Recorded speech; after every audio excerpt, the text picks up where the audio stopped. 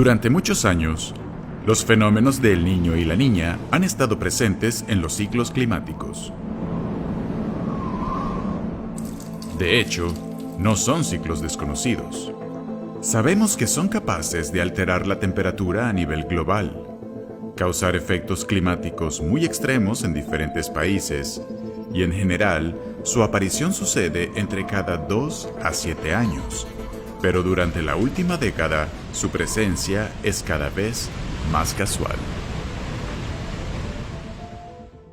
El Niño y la Niña, dos grandes fenómenos capaces de alterar el clima en el mundo. La primera referencia del fenómeno del Niño surgió en Perú, cuando unos pescadores notaron que las aguas oceánicas llegaban con calidez a las costas durante la época navideña, llamándolo de esta manera, el Niño, haciendo referencia al Niño Jesús. Pero su explicación no tiene nada que ver con la religión. El llamado episodio del Niño, en realidad solo representa una mitad del fenómeno, la mitad más cálida, pero depende desde qué país estés.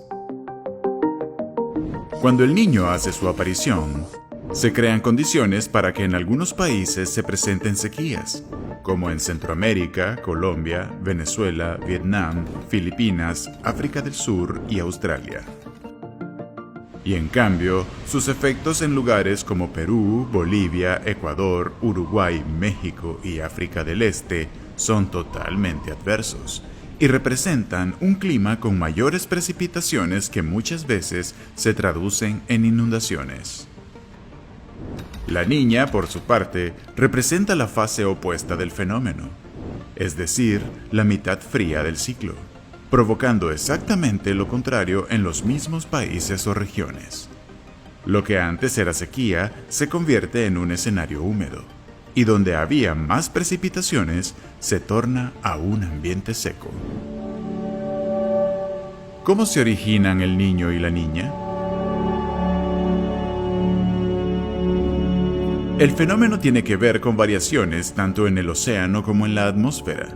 En un año normal, los vientos alisios alrededor del Ecuador soplan en dirección oeste y empujan el agua caliente de la superficie hacia el continente asiático.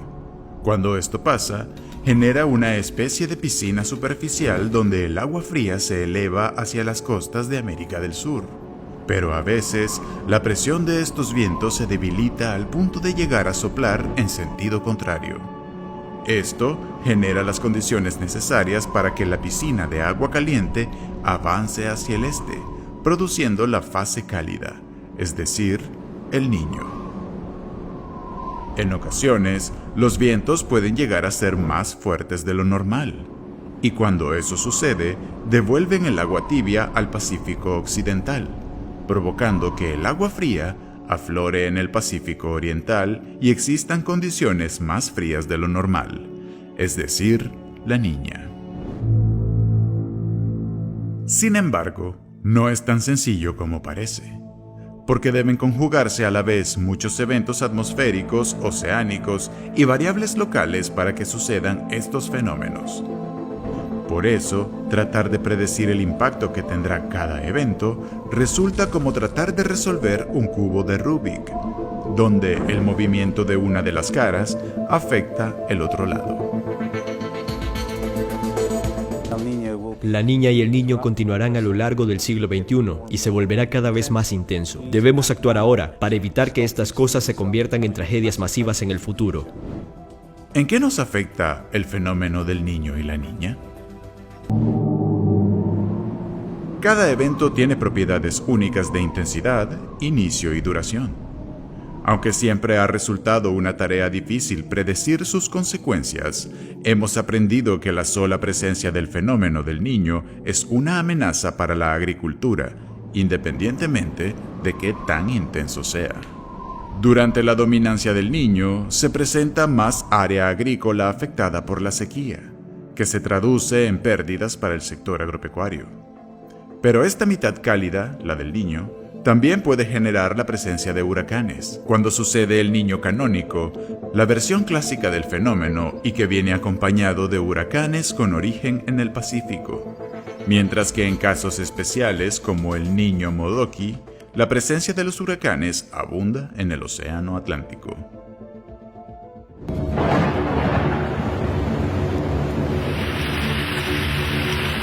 En el caso del fenómeno de la Niña, se les relaciona más a efectos por la abundancia de precipitaciones en distintas zonas, que se traducen en inundaciones, deslizamientos de tierra, pérdidas de cosecha por enterramiento bajo agua y arrastre de frutos, e incluso desbordamiento de ríos que provocan pérdidas materiales y, en el peor de los casos, humanas.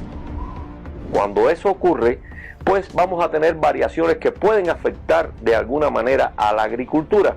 Por ejemplo, un fenómeno del Niño en evolución, finales de un año determinado, trae como consecuencia un invierno o un periodo invernal más húmedo, o sea que ocurren lluvias en los meses de invierno que no se necesita para la agricultura en ese momento. ¿El cambio climático potencia el fenómeno del Niño y la Niña? El Niño y la Niña han existido durante años, y el cambio climático no ha sido un potenciador, o al menos no directamente, porque este sí influye al crear escenarios más favorables para que sus impactos sean mayores. El mismo humano ha alterado los espacios, hasta generar cambios en la temperatura del aire y de los océanos y una composición química de las aguas diferente, además del aumento poblacional y la expansión del área agrícola, todo en zonas de riesgo. Si tomamos datos históricos, los eventos recientes superan cada vez más en intensidad a los fenómenos del pasado. Entender que estos fenómenos son inevitables nos deja como opción aprender a convivir con ellos. Cuanto mayor sea el estudio de estos fenómenos, mejor lograremos predecirlos para afrontar sus efectos negativos.